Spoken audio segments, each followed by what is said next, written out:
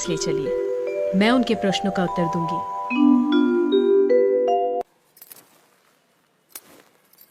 राजन, मैं प्रमाण देने के लिए तैयार हूं, पर उससे पहले मैं कुछ चाहती हूं। क्या चाहिए? थोड़ा दूध।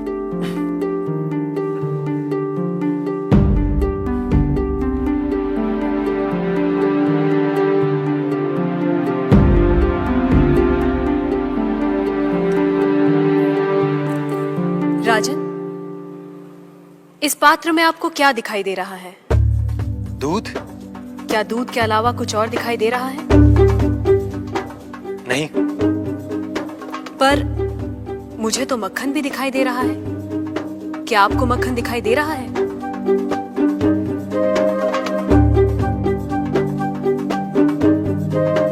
नहीं। पर राजन, क्या इसमें मक्खन नहीं है?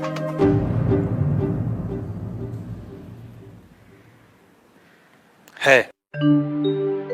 जैसे दूध के कण कण में मक्खन है, मक्खन के कण कण में घी है, वैसे ही ईश्वर सृष्टि के कण कण में भिन्न भिन्न रूपों में है, जो है पर दिखाई नहीं देता।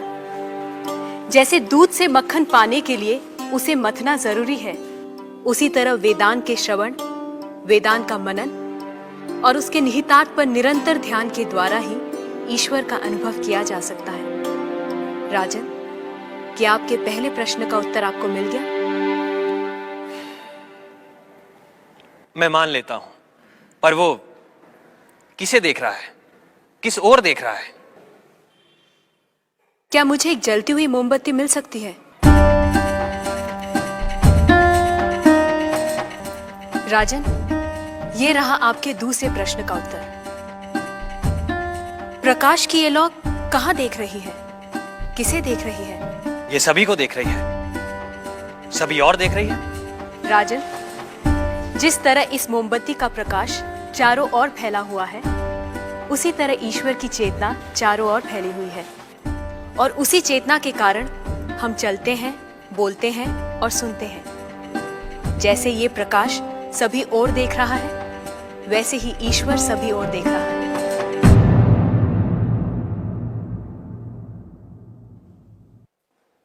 अब आपका तीसरा प्रश्न। वो इस समय क्या कर रहा है? राजन, इस समय मैं आपके प्रश्नों का उत्तर दे रही हूं, इसलिए मैं तुम्हारी गुरु हूं और तुम मेरे शिष्य। पर मैं खड़ी हूं और तुम बैठे हो। यदि अपने प्रश्न का उत्तर चाहते हो तो तुम्हें मुझे अपना आसन देना होगा।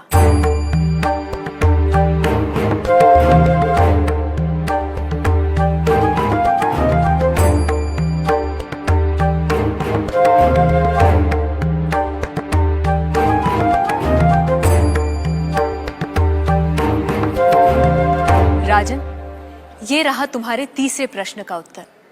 कुछ देर पहले आप सारे मंदिरों से मूर्तियां हटवाने का विचार कर रहे थे। इस समय आप ईश्वर के बारे में फिर से विचार करने लगे हैं। आप मेरे स्थान पर खड़े हैं और मैं आपके सिंहासन पर बैठी हूं। इधर एक राजा को सामान्य नागरिक का स्थान और एक सामान्य नागरिक को राज सिंहासन दे सकता है, ये आप देख रहे हैं।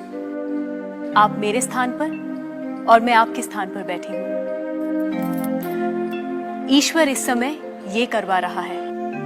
उस अनंत और असीमित शक्तियों के स्वामी, जिसने ये सुंदर, अद्भुत, विस्मयकारी और महान संसार रचा है, जिसमें सूर्य, चंद्र, तारे, ग्रह, नक्षत्र अपने अपने स्थान पर स्थिर और गतिमान है, जिसके कण कण में एक व्यवस्था है। ऐसे शब्दों और ज्ञान से परे ईश्वर के लिए क्या असंभव है? कहिए राजन, क्या मंदिरों से मूर्तियां हटवाई जाएं? मूर्तियां तो उस ईश्वर की प्रतीक है, उनका मूर्त रूप है। वह सर्वज्ञ, सर्वशक्तिमान, सर्वव्यापी ईश्वर सर्वत्र है। किसी ने उसको पत्थर में पाया, किसी ने पेड़ों में, किसी ने शब्दों के माध्यम से, तो किसी ने प्रार्थना करके। वही परमात्मा अनेक नाम, रूप और गुणों में व्यक्त होता है, और कोई उन्हें अरूप और निर्गुण आत्मा के रूप में जानते हैं। ईशास्माद्वातः पवते ईशो देति सूर्यः ईशास्मादग्निश्चेन्द्रश्च मृत्युर्धावति पञ्चम इति